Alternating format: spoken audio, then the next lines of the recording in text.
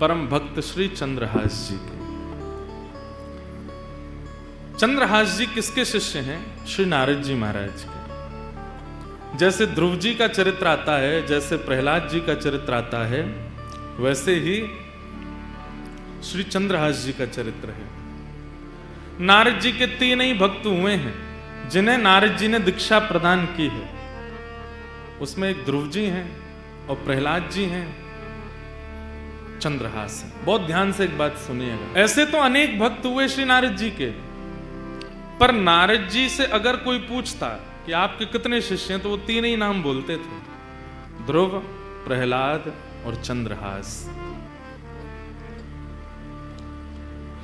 किसी ने कहा नारद जी आप इन्हीं का नाम क्यों बोलते हैं? बोले कि भैया क्योंकि इन तीनों ने इतिहास बदल दिया। कैसे? श्रीमद् भागवत जी में ध्रुव चरित्र सबने सुना है, प्रहलाद चरित्र सबने सुना है, पर ध्रुव और प्रहलाद का चरित्र सुना कौन रहा है? नारद जी, स्वयं नारद जी। शिष्य के मुख से गुरु की प्रशंसा सुनी होगी, पर गुरु के मुख से शिष्य की कथा। सोचिए शिष्य किस स्थिति का होगा कि गुरु उसकी रचना बता रहा, उसकी पूरी लीला सुना रहा है। नारद जी महाराज चंद्रहास जी का चरित्र सुनाते हैं। ध्रुव जी का चरित्र सुनाया, प्रहलाद जी का चरित्र सुनाया, और अब चंद्रहास का चरित्र किसको सुना रहे हैं? अर्जुन को। अर्जुन सुन रहे हैं। बहुत सावधानी से सब लोग श्रवण करो।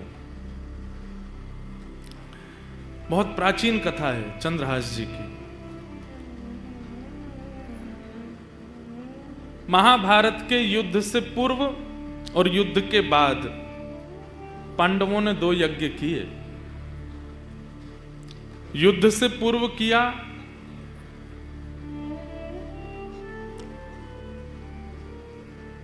अश्वमेध यज्ञ, युद्ध के बाद किया अश्वमेध यज्ञ, और युद्ध से पूर्व भी एक यज्ञ पांडवों ने किया। अश्वमेध यज्ञ का एक नियम होता है कि यज्ञ करने के पश्चात जो राजा यज्ञ कर रहा है वो अपने घोड़े छोड़ता है। उन घोड़ों को, वो जिस राज्य में घोड़े जाएंगे, अगर वहां के राजा ने उनको बंदी बना लिया तो फिर उस राजा से युद्ध होता है, और अगर उस राजा ने घोड़ों को छोड़ दिया तो वो राजा जिसने घोड़े छोड़े हैं उसके अधीन हो जाता है। तो युधिष्ठिर जी ने घोड़े छोड़े, और घोड़े छोड़ करके नियम बना दिया, उस पर लिख दिया ये घोड़े सामान्य नहीं हैं। धर्मराज युधिष्ठिर ने महाभारत युद्ध जीतने के बाद अश्वमेध यज्ञ करके इन घोड़ों को छोड़ा है। ये जिस जिस दिशा में जिस जिस राज्य से होके निकलेंगे वो सारे राज्य युधिष्ठिर के माने जाएंगे। वहां के राजा युधिष्ठिर के नीचे काम करेंगे। और अगर इस भाव से किसी को दिक्कत हो तो युधिष्ठिर से युद्ध लड़ने के लिए तैयार रहना। घोड़ों के पीछे सेना लेकर के अर्जुन चल रहे थे। 2-4 लोगों ने घोड़ों को अपने राज्य में घुसने से मना किया तो अर्जुन ने युद्ध करके उनको परास्त कर दिया। इसी प्रकार फिर जब वो घोड़े पूरी पृथ्वी की चक्कर लगा के वापस आ जाते तब उस राजा को कहा जाता चक्रवर्ती सम्राट। इसको कोई नहीं हरा पाया। युधिष्ठिर जी ने घोड़े छोड़े, राज्यों में प्रवेश करते कई राजा तो अधीन हो जाते। बोले हम युधिष्ठिर जी के नीचे रहने को तैयार हैं। कई नहीं रहते तो अर्जुन युद्ध करके उनको नीचे कर देते। सब जगह भ्रमण करते करते जब वह घोड़े कुंतलपुर पहुंचे, हस्तिनापुर से थोड़ी दूर पूर्व ही एक कुंतलपुर नाम का स्थान पड़ा, जहां पर वे घोड़े पहुंचे। और जैसे ही उन स्थान में घोड़ों का पहुंचना हुआ, कोई राजा या सैनिक नहीं आया रोकने। प्रवेश करते ही कुंतलपुर में घोड़े अपने आप अंतर ध्यान हो गए।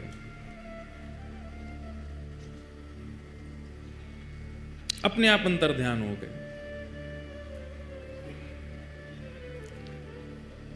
अर्जुन ने तुरंत अपना धनुष उठाया, प्रत्यंचा चढ़ाई, बाण निकाल लिया।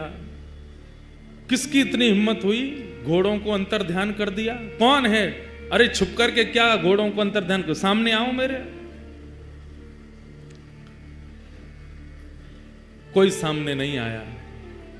तो अर्जुन के पास तो ऐसी ऐसी विद्या हैं कि अगर कोई छुप भी जाए या कोई कहीं भी पहुंच जाए, वो अगर उसका स्मरण करके बाण छोड़ देंगे तो बाण उसी को जाके लगेगा।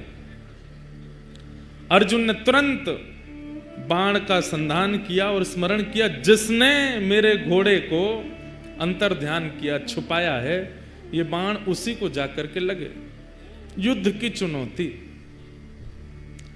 जैसे ही अर्जुन ने बाण का संधान किया, इतने में ही आकाश में नारद जी प्रकट हो गए। अर्जुन, इसी वक्त अपना बाण नीचे रखो, धनुष बाण नीचे करो। क्या कह रहे हैं आप? ये तो नियम बना था कि जो भी घोड़ों को पकड़ेगा उससे युद्ध करना पड़ेगा, और कोई छुप करके अगर घोड़ों को अपने वश में कर ले, मैं उसको मारूं ना? ये कैसे हो सकता है? तब नारद जी महाराज बोले, क्योंकि जिसने तुम्हारे घोड़ों को अपने वश में किया है वो सामान्य नहीं है, वो तुम्हारा शत्रु नहीं, तुम्हारा मित्र बनने योग्य है। ऐसा क्या गुण है उसमें? कोई बहुत बड़ा दिग्विजयी राजा है या क्या ऐसी क्या खूबी है उसमें कि मैं उसको अपना मित्र बनाऊं? तब नारद जी महाराज ने कहा, जिस प्रकार तुम कृष्ण भक्त हो, ऐसे ही जिसने तुम्हारे घोड़े हरण किए हैं वो भी कृष्ण भक्त है। कुंतलपुर का राजा, उसका नाम है चंद्रहास। इसलिए तुम उस पर बाण चलाने की कोई चेष्टा मत करो। अर्जुन तो तुरंत सुन के, ये बात सुनकर के वो कृष्ण भक्त है, अर्जुन बोले, मैंने पहले तो कभी नाम नहीं सुना चंद्रहास का। बोले, जरूरी थोड़ी है कि सारे भक्त प्रकट ही होते हैं, कई अप्रकट भक्त होते हैं, और अप्रकट भक्त ठाकुर जी को अति प्रिय होते हैं, जो अपनी भक्ति प्रकट ही नहीं करते, पता ही नहीं चलने देते। बगल वाले को नहीं पता, बगल वाले की बात पत्नी को नहीं पता कि ये भक्त हैं। ऐसे भक्तों के चरित्र भी भक्तमाल जी में है। अंतर्निष्ठ राजा, पत्नी को ही नहीं पता कि पति भक्त है। ऐसी भक्ति जो करते हैं ठाकुर जी, उन्हें सामान्य भक्ति करने वाले से 50% ज्यादा प्रेम करते हैं, जो अपनी भक्ति को प्रकट नहीं करते। अब आप इतनी संख्या में आए, हम कथा करने जाते हैं, इतनी संख्या में लोग आ जाते हैं, इतनी बुरी स्थिति कई जगह होती है कि हाथ पांव टूटने तक की स्थिति हमारी बनती है कई बार। पर यह कोई बहुत प्रशंसा की बात नहीं है। इतने लोग जानते हैं, इसका मतलब ठाकुर जी हमसे ज्यादा दूसरों को प्रायोरिटी देंगे, क्योंकि हमारी भक्ति प्रकट हो गई, हमारे प्रवचन प्रकट हो गए, हमारे भाव प्रकट हो गए। हाँ, हमारी कथा सुनकर के या हमारे जैसे आचार्यों की कथा सुनकर के अगर कोई व्यक्ति अंतर्निष्ठ भक्त बन गया, छुपा हुआ भक्त, तो ठाकुर जी हम पे भी कृपा कर सकते हैं कि तेरे प्रवचन सुन के देख, या के चित्त में अंतर्निष्ठ भक्ति आई है, तो या के संगतों पे भी कृपा होएगी। प्रचार बहुत ज्यादा हो जाता है ना, ठाकुर जी फिर समय लगाते हैं मिलने में, लेकिन अब क्या कर सकते हैं। कलयुग में युवाओं का, आप सब लोगों को कथा सुना करके भी तो कुछ ना कुछ, ठीक है आप पहले मिल ली हो ठाकुर जी से, फिर ठाकुर जी से कहते हो इनकी कथा सुन के आए, इनको भी बुला लो, ऐसा कुछ कर लेना। तो अंतर्निष्ठ भक्त जो होता है वो ठाकुर जी को बहुत प्रिय होता है, जिसकी ज्यादा प्रचार नहीं, जिसको ज्यादा लोग जानते नहीं, ठाकुर जी को बहुत प्रिय। हमारे ब्रज में कई अंतर्निष्ठ महात्मा हैं जिनको कोई नहीं जानता। गिरिराज जी में, वृंदावन में, बरसाने में, नंदगांव में, और अगर कोई लोग आ भी जाते हैं ना तो वो दूर से ही देख लेते हैं, और जैसे ही देखते हैं कि कोई हमसे मिलने के लिए आ रहा है, इसको किसी ने हमारे बारे में बता दिया, तो वो ऐसी हरकत करने लगते हैं कि आदमी सोचता है कि ये पागल हैं, डर के मारे भाग जाते हैं कि हमारे पास कोई ना आवे, हमसे कोई ना मिले। ऐसे कई भक्त हैं ब्रज में।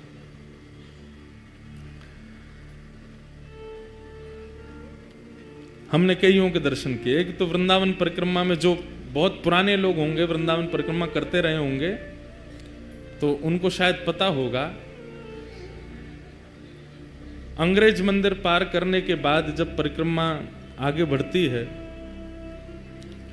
और धानुका आश्रम आदि सब पार करने के बाद एक चौराहा पड़ता है, जहाँ से हमारे आजकल परम पूजनीय श्री प्रेमानंद जी महाराज निकलते हैं परिक्रमा मार्ग में, जहाँ से वो आते हैं उस स्थान पे, उसी जगह पे, उसी चौराहे पे एक बाबा पड़े रहते थे निर्वस्त्र, और वो चलते फिरते परिक्रमा करने वालों को कंकड़ पत्थर मार देते थे।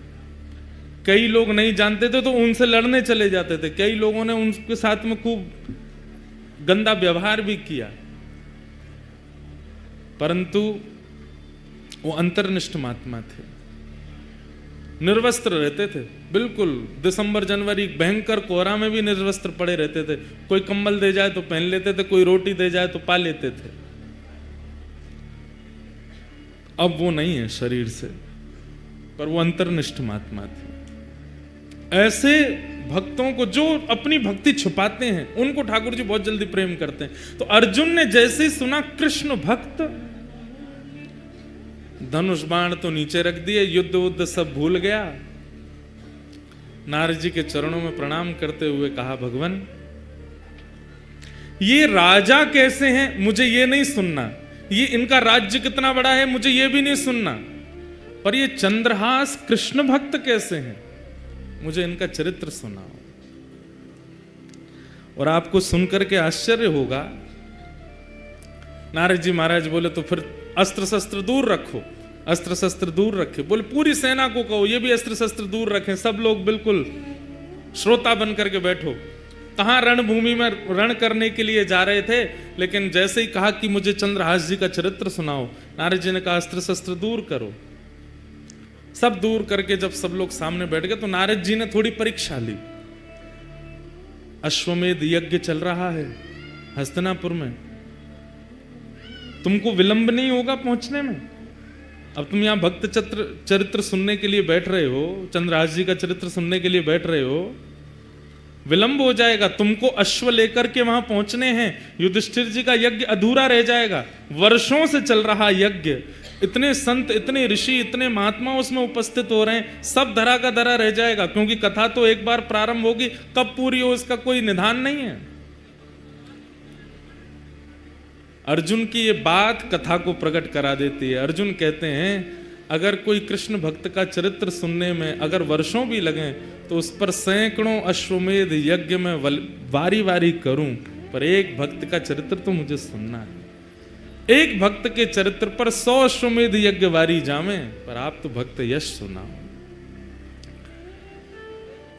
नारद जी महाराज बोले तो ठीक है, मैं अब तुम्हें चंद्रहास का सुंदर प्रसंग सुनाता हूं। जैसे ही नारद जी ने कहा मैं प्रसंग सुनाता हूं, इतने में एक दिव्य तेज प्रकट हुआ, और तभी क्या देखते हैं, आहा, वंशी विभूषित करा नवनीर दाभाग, पीतांबरादरुण बिंब फलाधरोष्ठार, पूर्णेन्दु सुंदर मुखार विंद नेत्रा, कृष्णा परम किमपि तत्त्वमहम्।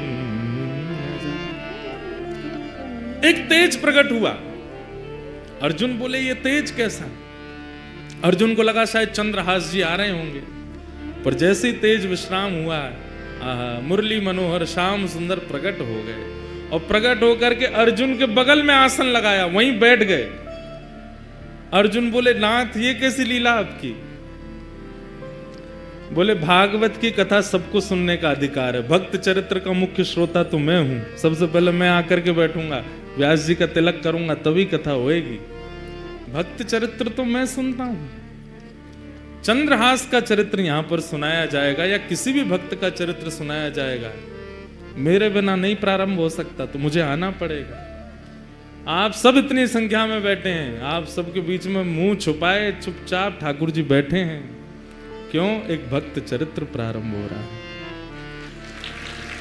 भक्त का चरित्र तो ठाकुर जी सुनते। ठाकुर जी प्रकट हो गए, अर्जुन के बगल में आकर के बैठ गए,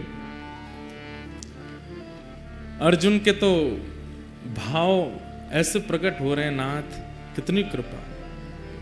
नारद जी महाराज भावुक हो गए, भगवान आज्ञा हो तो अब मैं चरित्र सुनाना प्रारंभ करूं। ठाकुर जी बोले निश्चित सुनाओ, अब कोई विघ्न नहीं आएगा, कोई रुकावट नहीं आएगी, तुम तो सुंदर अब चरित्र सुनाओ।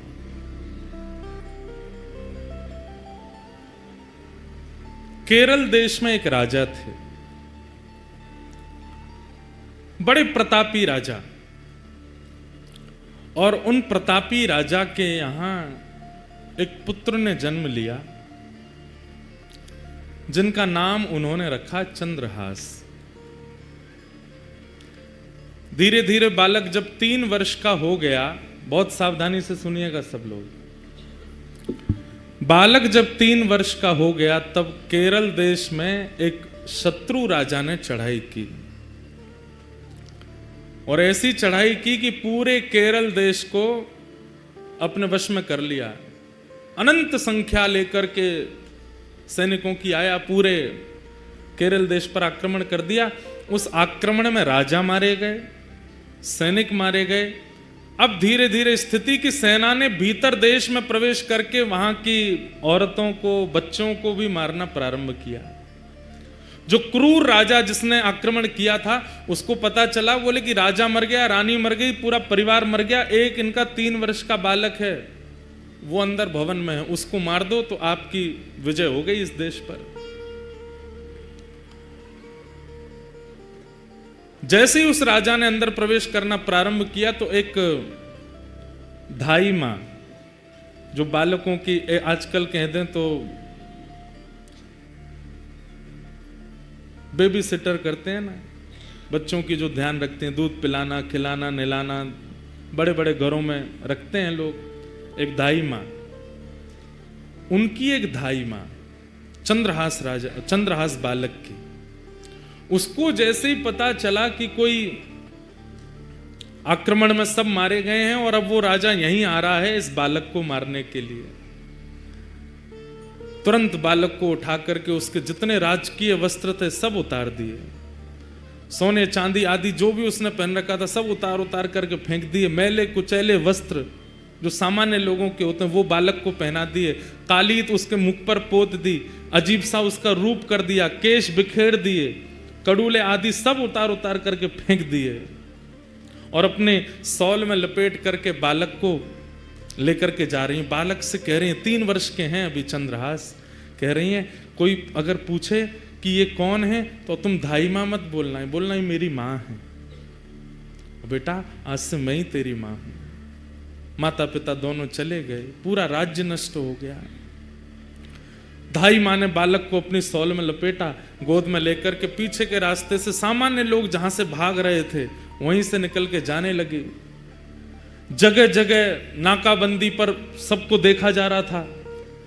अंदर से राजा ने घोषणा कर दी कि राजकुमार को लेकर कोई भाग गया है, ढूंढो उसको, कहां है। बहुत सुंदर चरित्र बंधुओं, सावधानी से सुनना। बालक को लेकर के धाई मां जैसे ही बाहर आने लगी तो एक सैनिक ने रोका, कौन हो? महाराज मैं तो सामान्य स्त्री हूं, मेरा घर जल गया, पति मर गए, जा रही हूं कहीं, भाग जाऊंगी, मुझे भी मार देंगे नहीं तो। कौन है ये बालक, इसका मुख दिखाओ। बालक का जब रूप दिखाया तो फटे कुचैले वस्त्र पहने, मुख पर गंदगी लपेटी हुई, लग ही रहा था कि धाई मां का ही बालक है। ए बालक ये कौन है? चंद्रहास बोले ये मेरी मां है। ठीक है जल्दी जाओ, निकलो यहां से। जैसे तैसे वहां से प्राण बचा करके उस बालक के वो धाई मां निकल गई। बहुत व्याकुल है चित्त से, इतनी दूर जाना है कि कहीं से भी उस राजा को ये राजकुमार मिल ना जाए। तो दक्षिण केरल देश से चलकर के वो मां उत्तर भारत तक चलकर के आई बालक को लेके। महीनों लगे, साल लगे, कितना समय लगा पता नहीं। और ग्वालियर के पास में जो कुंतलपुर गांव, जिसके बारे में हम लोग सुनेंगे, जहां के ये राजा बने कालांतर में, वहां पहुंच गए। वहां के तत्कालीन राजा कोई थे, उनके मंत्री थे, उसका नाम था दृष्ट बुद्धि। क्या नाम था? दृष्ट बुद्धि। दृष्ट बुद्धि के पास जाकर के दाई माँ ने कहा, मैं दासी हूं, बहुत निपुण हूं, आप मुझे जो काम कहेंगे मैं करने को तैयार हूं, मुझे कोई नौकरी दे दीजिए। माँ को लगा अब उत्तर भारत में कम से कम इतने 1000 किलोमीटर की दूरी है, कम से कम यहां सुरक्षित रहेंगे राजकुमार। दृष्ट बुद्धि। दृष्ट बुद्धि कुंतलपुर के राजा के मंत्री हैं। मंत्री ने जैसे देखा, अच्छा ठीक है, हमारे यहां तो बहुत सेविकाएं हैं, काम तो लगे रहते हैं, क्या कर सकती हो? बोले जो कहोगे वो करने को। और ये तुम्हारा बालक, ये तो छोटा है, खेल लेगा यहां बाहर बच्चों के साथ में, ठीक है। और वहां उस धाई मां को एक नौकरी मिल गई, राजा के दरबार में कुछ काम आदि करती। और चंद्रहास राजकुमार,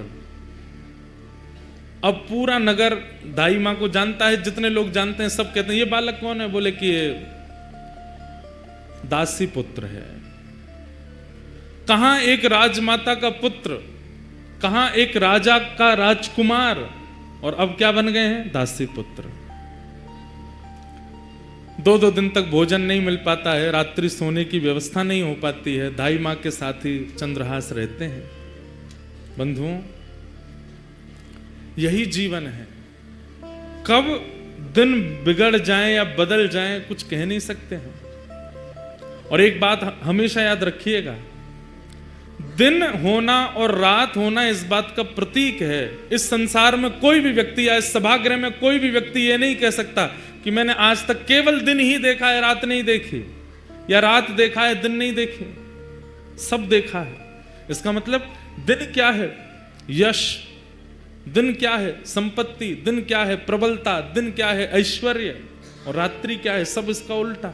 सबको देखना पड़ता है। और एक बात कहें आपको, बहुत फैक्ट बात है, हम सबका जीवन 10-10 वर्षों में विभाजित है। 10 वर्ष अच्छे निकलेंगे, 11वें वर्ष से फिर 10 वर्ष कुछ कठिनाइयां रहेंगी, फिर अगले 10 वर्ष ठीक निकलेंगे, फिर अगले 10 वर्ष कठिनाइयों से निकलेंगे। इसी को कहते हैं कि 10 वर्ष हम लोग सीखते हैं और 10 वर्ष उस सीखे हुए से कमाते हैं। सबके जीवन में ये नियम आता ही है। किसी किसी के प्रारंभ जीवन में ही आ जाता है, किसी के मध्य जीवन में, किसी के अंत जीवन में, पर ये 10 वर्षों का विभाजन चलता ही रहता है। राजा, केरल देश के राजा का पुत्र अब दासी पुत्र है। पद तो हमने चंद्रहास जी की स्थिति के लिए गाया, कैसे टेढ़े दिन आए हैं कि कहां एक राजकुमार अब दासी पुत्र कहलाते हैं। कितनी परीक्षा है चंद्रहास की। माताजी चली गई, पिताजी चले गए, एक राजकुमार केरल देश का अब ग्वालियर के पास में एक राजा के यहां पे दासी का पुत्र बना बैठा है। आज चंद्रहास जी एक दासी पुत्र हो गए। कैसा उनका जीवन। छोटे बच्चों के साथ में बाहर गली में खेलते हैं, नाली में गिर जाते हैं। सब कुछ राजकीय अब नष्ट हो चुका है और दासी पुत्र के नाम से ही जाने जाते हैं। लेकिन ठाकुर जी जब परीक्षा लेने पे आते हैं तो बंधुओं अति कर देते हैं कई बार। 5 वर्ष की आयु हुई चंद्रहास जी की, और जो दाई मां उनको लेके भागी थी बचाने के लिए, अब उसके प्राण निकलने लगे। कोई नहीं है अब चंद्रहास जी का इस दुनिया में। माता पिता परिवार सब मारा जा चुका है, एक दाई मां है बस। और अनजान नगर सब दासी पुत्र समझते हैं इनको। चंद्रहास जी गए अपनी मां के पास, दाई मां के पास, तो देखा बिस्तर पर पड़ी, बुखार चढ़ रहा है। सिर दबाने लगे, मां आपको क्या हुआ? चंद्रहास का हाथ पकड़ लिया, बालक अब मैं जाने वाली हूं। आप जा रही हो? मैं किसके पास जाऊंगा फिर? मेरा कौन है यहां पे? माता पिता जा चुके हैं, आप मुझे यहाँ ले आई, मैं आपको ही माँ मानता हूँ, यहाँ सब लोग मुझे जानते नहीं हैं, मुझे कोई पूछता भी नहीं, आप भोजन कराती हैं तो मैं खाता हूँ, आप मुझे नहलाती हैं तो मैं नहा लेता हूँ, मैं किसके पास रहूंगा अब? सुनो चंद्रहास, इधर आओ। आज के बाद कोई पूछे तुम्हारी माँ कौन है तो कहना कृष्ण मेरी माँ है। कोई पूछे तुम्हारे पिता कौन है तो कहना कृष्ण मेरे पिता है। कोई पूछे कि तुम्हारा आश्रय कहाँ है तो श्री कृष्ण के चरणार बिंदों को ही अपना आश्रय बताना। कोई पूछे तुम्हारा सर्वस्व कौन है तो कृष्ण ही तुम्हारे सर्वस्व है। बोलो चंद्रहास, तुम्हारी माँ कौन है? चंद्रहास रोते हुए बोलते हैं कृष्ण मेरी माँ है। जानते भी नहीं है कृष्ण है कौन, बस माँ समझा रही है। कौन है तुम्हारी माँ? कृष्ण मेरी माँ। तुम्हारे पिता कौन है? कृष्ण मेरे पिता है। तुम्हारे सर्वस्व कौन है? कृष्ण मेरे सर्वस्व। और यही कृष्ण मेरे सर्वस्व, कृष्ण मेरे सर्वस्व कहते कहते कहते धाई माँ ने भी प्राण त्याग दिए। अकेले रह गए हैं चंद्रहास पूरी दुनिया में, अब कोई नहीं है उनके पास। नारद जी कथा सुना रहे हैं और सामने बैठ के कृष्ण अर्जुन दोनों रो रहे हैं। चंद्रहास जी का चरित्र। चली गई मां, किसी के घर में किराए पर या कैसे भी रहती थी, उन घर वालों ने अब चंद्रहास जी को घर से निकाल दिया। मां तो थी, काम करके कुछ देती थी, अब तू अकेला क्या करेगा, यहां पर निकल जा। छोटे से 5 वर्ष के चंद्रहास निकल गए घर से। कभी किसी वृक्ष के नीचे सो जाते हैं, कभी किसी तालाब के पास पहुंच करके वहां जल पी लेते हैं। नगर में ही रहते हैं, किसी ने नगर से नहीं निकाला, पर अपने घर कोई नहीं बुलाता उनको। जो बच्चे खेलने आते थे वो भी अब दूर दूर रहने लगे। बस एक ही बात रटते रहते हैं, कृष्ण मेरी माँ है, कृष्ण मेरे पिता हैं, कृष्ण मेरे सर्वस्व हैं। कृष्ण मेरी माँ है, कृष्ण मेरे पिता हैं, कृष्ण मेरे सर्वस्व हैं। कभी कोई साधु महात्मा मिल जाते, अरे बालक अकेले कहां घूम रहे हो, छोटी अवस्था, माँ कहां है तुम्हारी? कृष्ण मेरी माँ है। अरे पिता कहां है तुम्हारा? कृष्ण मेरे पिता हैं। घर कहां है तुम्हारा? ठाकुर जी के, कृष्ण के चरण ही मेरे घर है। संत जन देख करके सुन के बड़े खुश होते, हृदय से लगाते, फल आदि दे देते। तो चंद्रहास जी खूब प्रेम से पाते। 5 दिन हो गए, प्रसाद नहीं मिला, खा लेते। ऐसी स्थिति चंद्रहास जी की रहती है। कुछ गांव के बच्चे उनको मित्र तो मानते थे, पर दूर से ही उनके साथ में देख करके बस दूर ही रहते थे, माता पिता जाने नहीं देते थे। एक दिन चंद्रहास बैठे, कुछ बालक छुप करके आ गए उनके पास। बोले चंद्रहास हमारे साथ कुछ खेलो ना। बोले कौन सा खेल खेलोगे? बोले तुम बताओ, वही खेलेंगे। बोले बाकी खेल तो मुझे नहीं आते, कीर्तन रूपी खेल आता है। बोले कीर्तन रूपी खेल ही खेलो। बोले इसमें क्या करना पड़ता? बोले एक गाएगा, बाकी सब उसके पीछे गाएंगे। जीतेगा हारेगा कौन? बोले सब जीतेंगे, हारेगा कोई भी नहीं। कीर्तन रूपी खेल में कोई नहीं हारता, सब जीतते हैं। चंद्रहास जी अपने भुजा उठा करके चारों तरफ बालकों को बैठा करके कीर्तन करते हैं। सारे बालक चंद्रहास जी के पीछे पीछे गाते हैं। ऐसा मधुर संकीर्तन हुआ, गांव के लोग देखने लगे, अपने अपने बच्चों को भगा करके ले गए वहां से। मना किया था ना इसके पास मत आना, अभागा है, पता नहीं कहां से आया, इसकी माँ का भी कोई परिचय नहीं, 2-3 वर्ष यहाँ रही दासी बन करके, मर गई वो भी, अब इसके पास कोई नहीं आएगा। दूर रहते थे सब। चंद्रहास जी एक पेड़ के नीचे बैठ करके केवल चिंतन कर रहे हैं, कृष्ण मेरी माँ है, कृष्ण मेरे पिता हैं, कृष्ण मेरे सर्वस्व।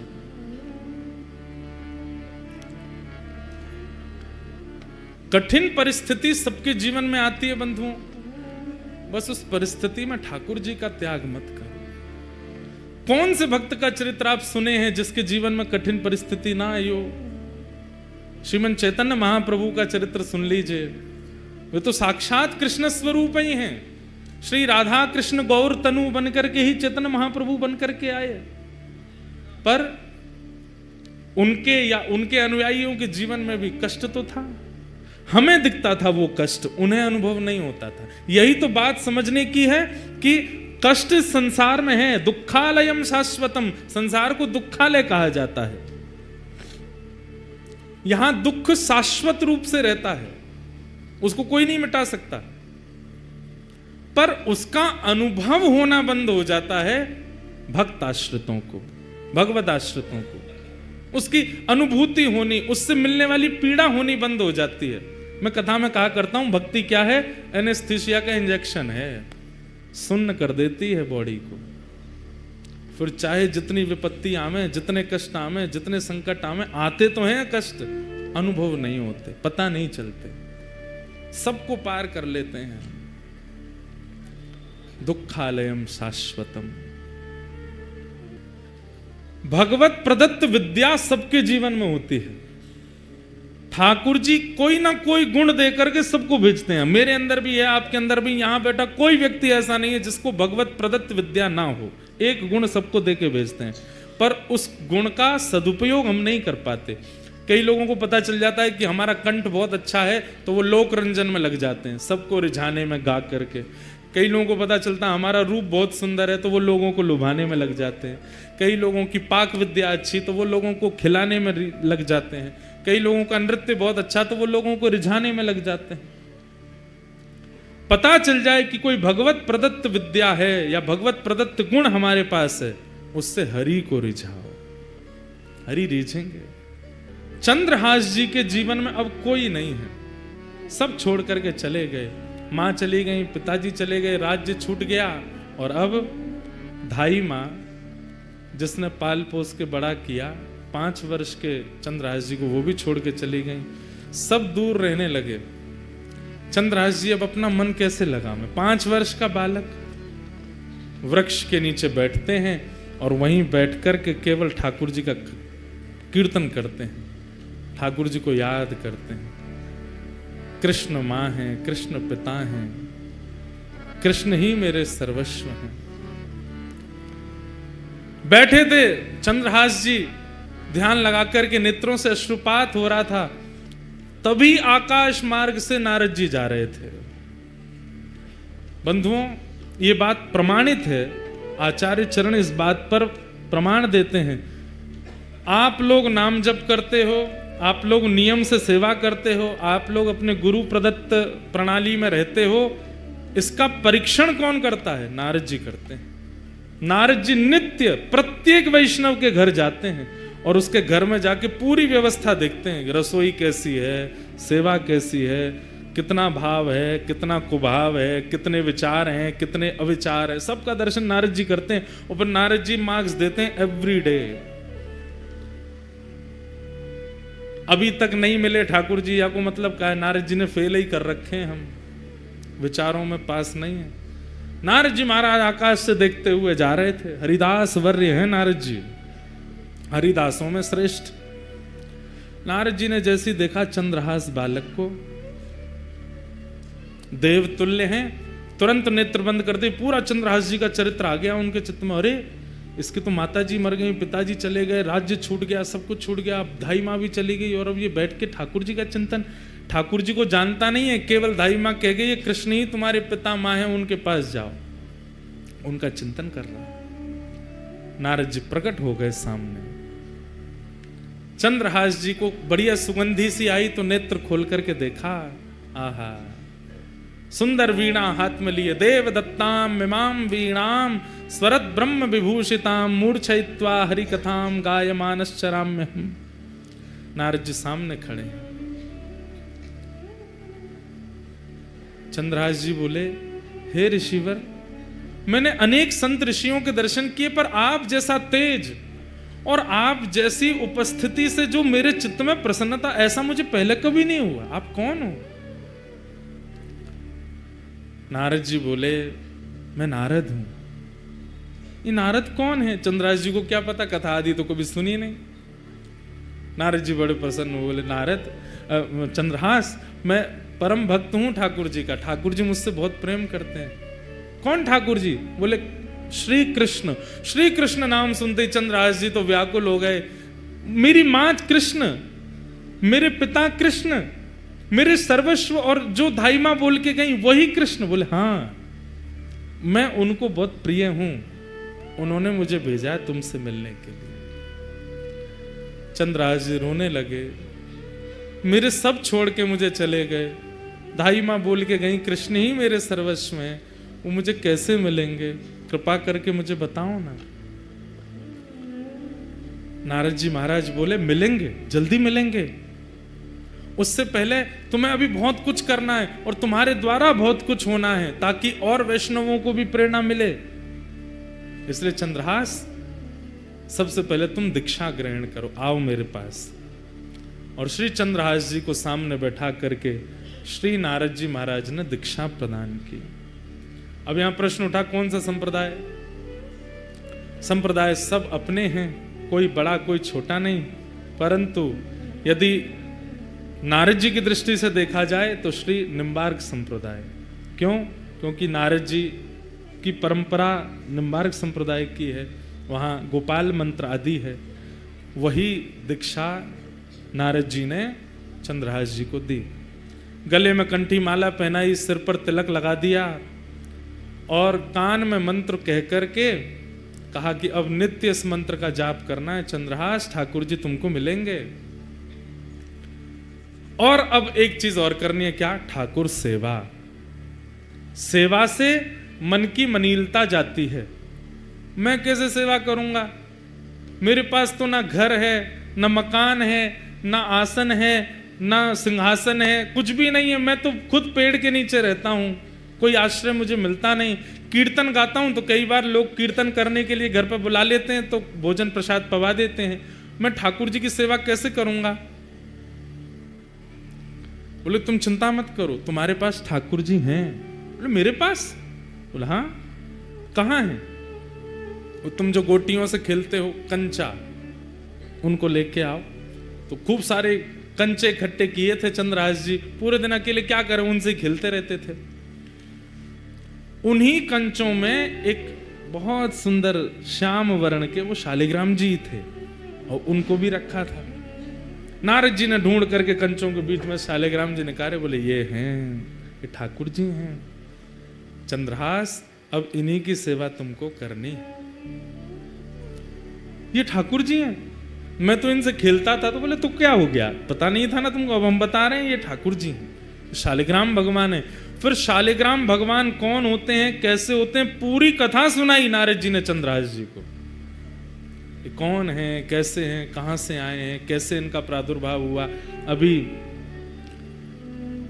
देवोत्थान एकादशी, तुलसी शालिग्राम विवाह, उस दिन शालिग्राम जी का जन्मोत्सव भी है, उसी दिन शालिग्राम जी प्रकट हुए। पूरी कथा सुनाई। बोले गंडकी नाम की परम भक्ता ने भगवान की स्तुति गाई कि मैं यशोदा जी की तरह गोद में खिलाना चाहती हूं। तो ठाकुर जी ने सतयुग त्रेता द्वापर में तो उनकी गोद में वास्तविक में खेले, पर कलयुग आते ही भगवान ने आज्ञा की कि अब देवी ये कार्य नहीं हो पाएगा। गंडकी रोने लगी तो आपकी वाणी सफल कैसे होगी नाथ? तब ठाकुर जी बोले तो एक काम करो, क्या तुम नदी बन जाओ और हम शालिग्राम बन करके तुम्हारे भीतर विराजेंगे, तुम्हारी गोद में खेलते रहेंगे। और वही गंडकी नदी बन गई, शालिग्राम जी उसमें विराजते हैं। ये पूरी कथा नारद जी ने चंद्रहास जी को सुनाई। चंद्रहास जी ने शालिग्राम जी की महिमा जान करके बड़े प्रसन्न हो गए और कहा, पर गुरुदेव मैं सेवा करूं कैसे? ना मुझ पर चंदन है, ना रोली है, कुछ भी तो नहीं है, ना इत्र है, ना कोई माला है, क्या कैसे करूंगा? तब नारद जी ने कहा, बोले सबसे सरल सेवा है इनकी। बोले क्या? दिखा के खाओ, धो के पी लो। जो भी खाना है इनको दिखा के खाना है, और जो भी पीना है इनको उसमें धो करके ही पीना। अब उस समय चाय आदि तो कुछ होती नहीं थी, दूध था और पानी था। बोले जब दूध पियो तो इनको धो दो, जो बचे उसको पी लो, जब जल पियो तब भी इनको धो दो, पी लो, और जो भी पाओ इनको दिखा के खाओ। अब सुनिएगा कितने सरल हैं चंद्रहास जी। चंद्रहास जी बोले मुझ पे तो जेब भी नहीं है, मैं इनको कहां लिए घूमूं? नारद जी बोले अब तुम देख लो, अब हमने तुमको सेवा बता दी है, तुमको जैसे रुचि लगे। तुम्हारे पास जब भी गोटी बन के खिल सकते हैं तो जैसे तुम रखोगे वैसे रह भी लेंगे। सोई चंद्रहास जी ने शालिग्राम जी मुंह में धर लिए बोले गुरुजी ये बढ़िया है। बोले क्या? जो भी खाऊंगा इनको दिख करके ही पेट में जाएगा, जो भी पीऊंगा धुल करके ही पेट में जाएगा। आप लोग ऐसा मत करना, कहीं आप ऐसे करो। जैसे ही मुंह में शालिग्राम जी रखे, नारद जी के नेत्र सजल हो गए। वाह भैया शालिग्राम, इस ब्रह्मांड में दो ही हुए जिन्होंने मुंह में शालिग्राम रखे, या तो गोपाल जी या चंद्रहास। या तो गोपाल जी ने मुंह में ठाकुर जी रखे। आज भी कहते हैं कि वो गोपाल शालिग्राम जी विराजमान है व्रज में। कई लोग बोलते हैं व्रज में विराजमान, कई बार उन पे दो दतुइयां भी गड़ी हुई हैं, ठाकुर जी काट गए उनको, दो दांत भी बने हुए हैं। नारद जी ने हृदय से लगा लिया, वारे चंद्रहास तेरी भक्ति बहुत सुंदर है। छोटे से शालिग्राम जी को अपने मुंह में रखते हैं चंद्रहास जी। जो भी खाते हैं उस खाई हुई वस्तु को शालिग्राम जी देख लेते हैं, पा लेते हैं। मुंह में लेके वस्तु कहते हैं, है शालिग्राम देख लो का खा रहा हूं, पा लेते हैं। जब जल पीते हैं तो शालिग्राम जी का स्पर्श होके चला जाता है। ऐसे चंद्रहास भक्त। नारद जी ने उनको पूरी विधि बता दी, भजन कैसे करना है, नियम कैसे करना है, जब कैसे। एक बात बंधुओं याद रखो, गुरु के वचन अटल कर मानो।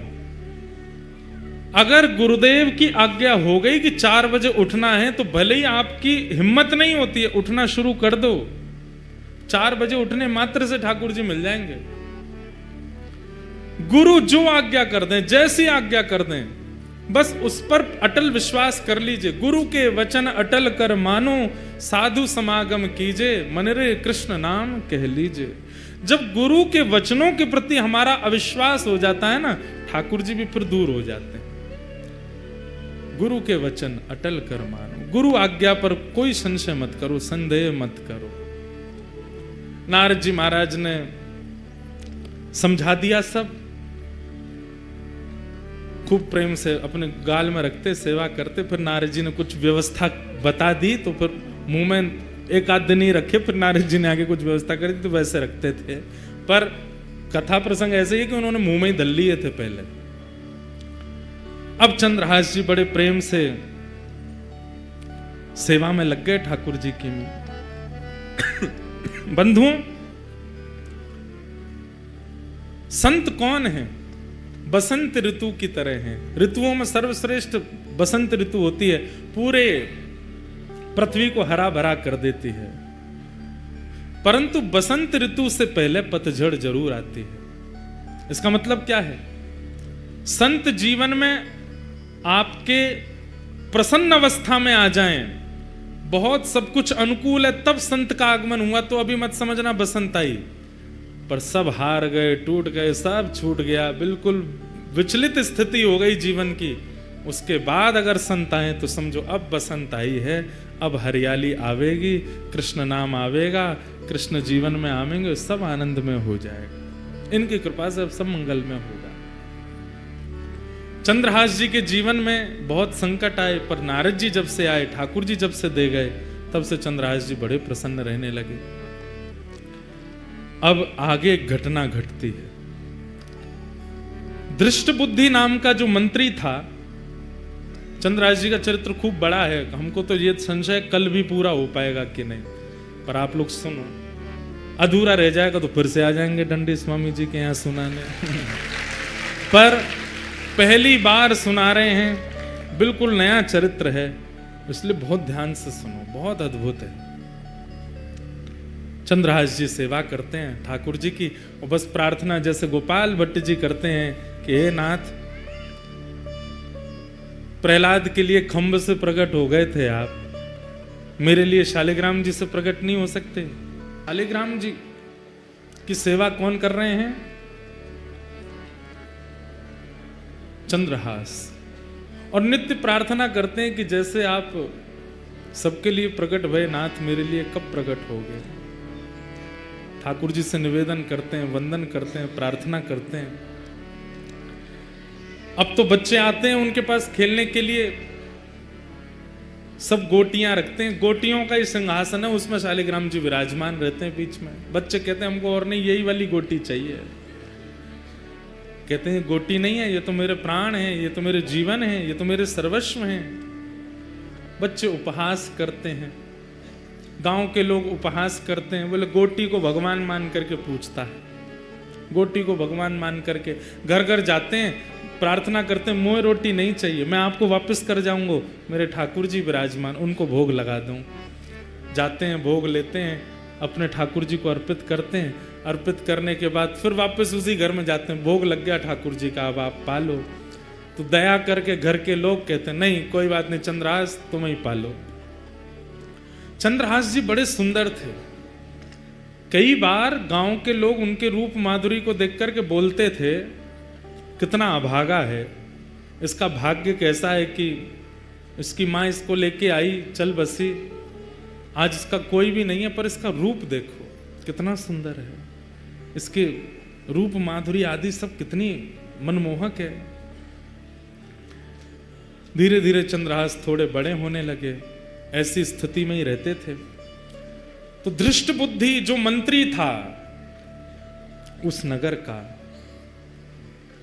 उसकी एक बेटी थी और एक बेटा था। बेटी का नाम था विषया, क्या नाम था? विषया। और बेटे का नाम था माधव।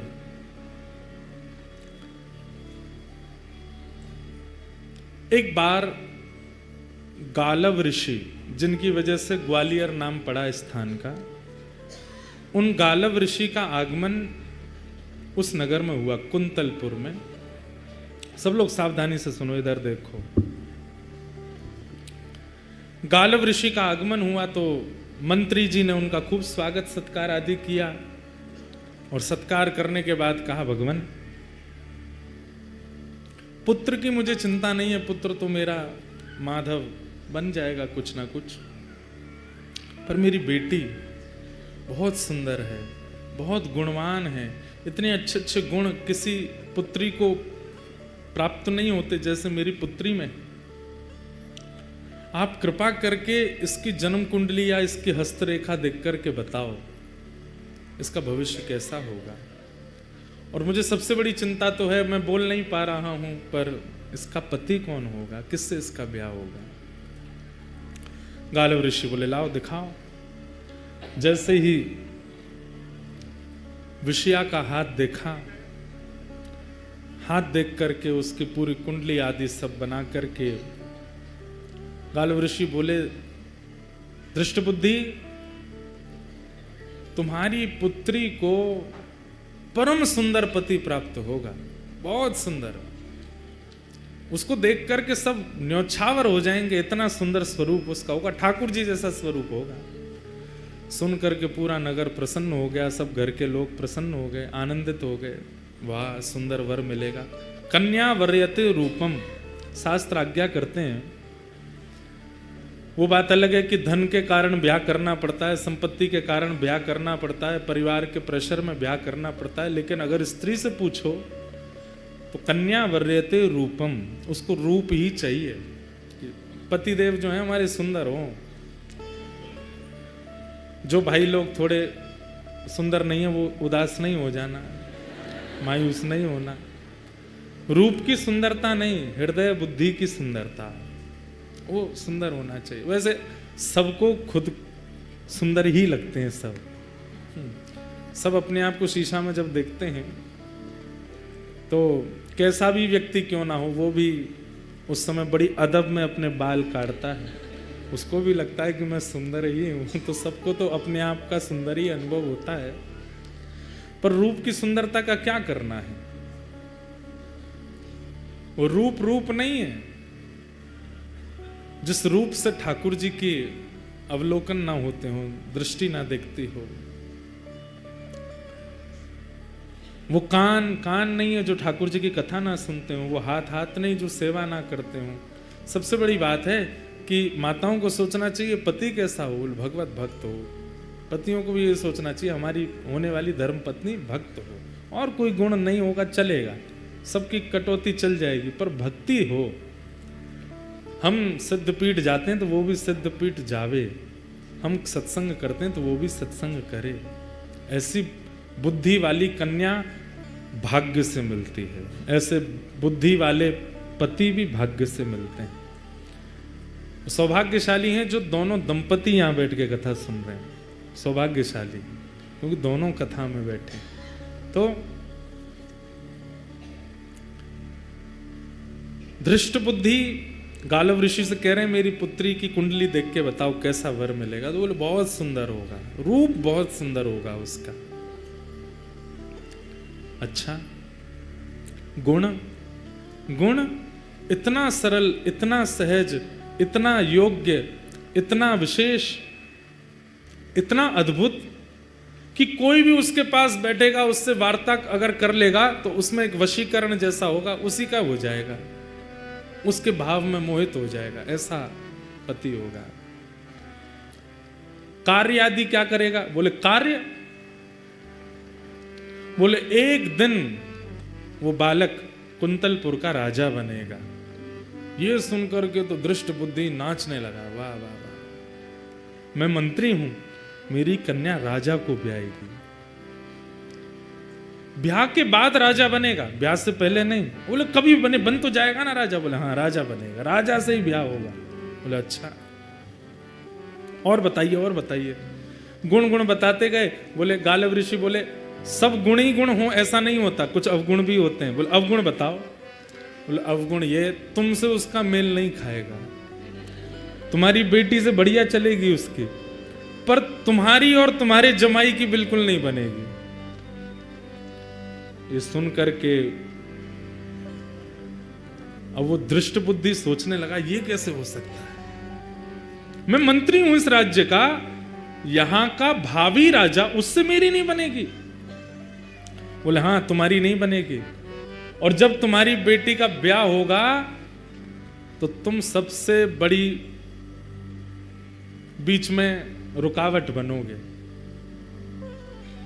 जब गुणों को सुनता है और अब जब अवगुणों को सुनना है तो मेल ही नहीं हो रहा है। बोले जो गुण आपने बताए उसमें मैं रुकावट कैसे बन सकता हूं? सुंदर है, गुणवान है, वशीकरण उसके अंदर होगा, और आप बोल रहे हैं उसमें भक्ति भी होगी। बोले भक्ति की चरम स्थिति, सामान्य नहीं, चरम भक्त होगा भगवान का।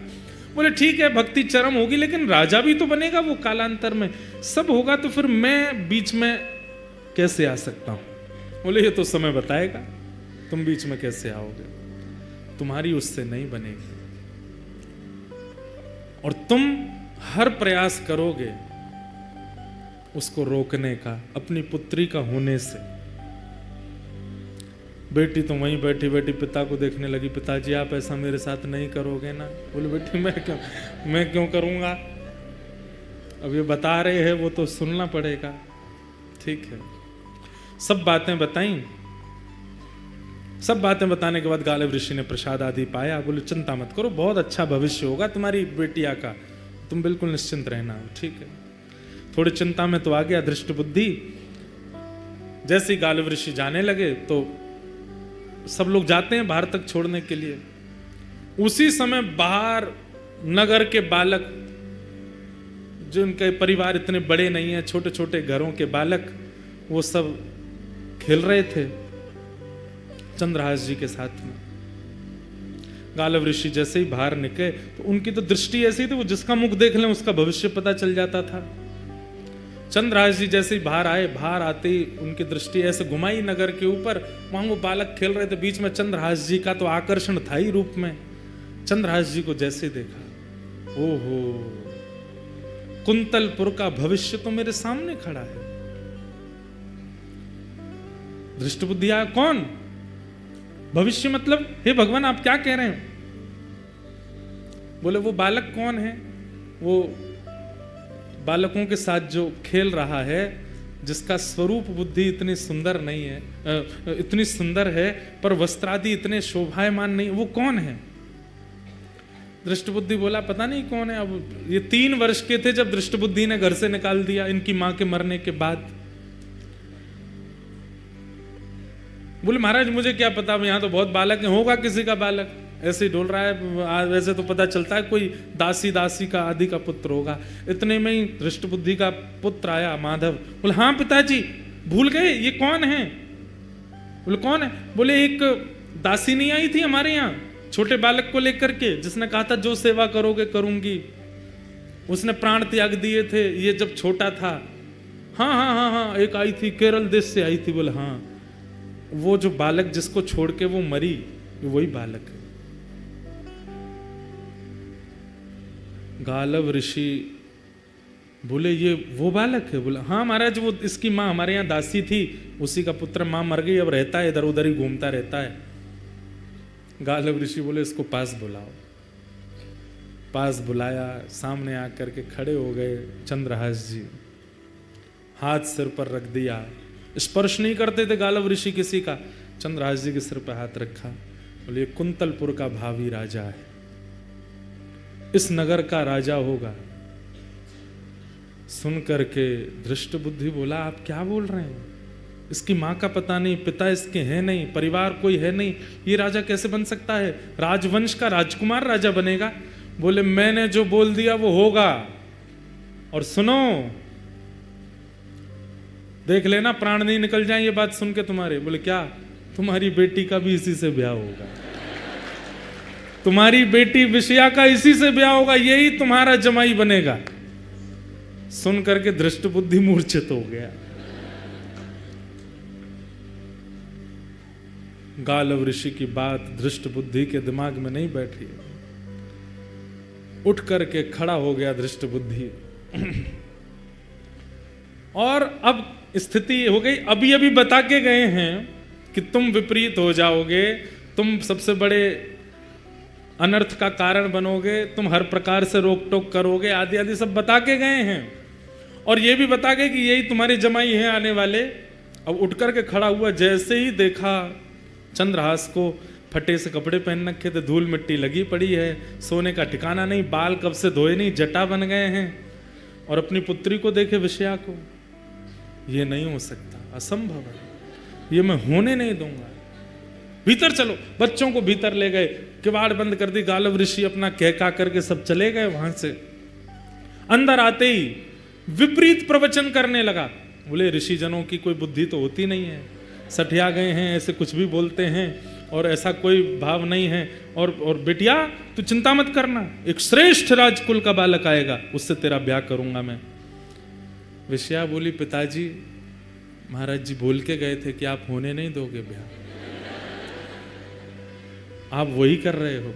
अरे उससे ब्याह कराऊंगा मैं तेरा, देखे उसके वस्त्र देखे, उसके कुल का कोई पता नहीं, आदि आदि सब बोलने लगे। बोले संतों की बात ज्यादा नहीं सुनते, और ये सब आपने ही सिखाया था पिताजी, घर में ऋषियां में तो उनके चरण धोना, उनको प्रणाम करना, माला पहनाना, सब करना।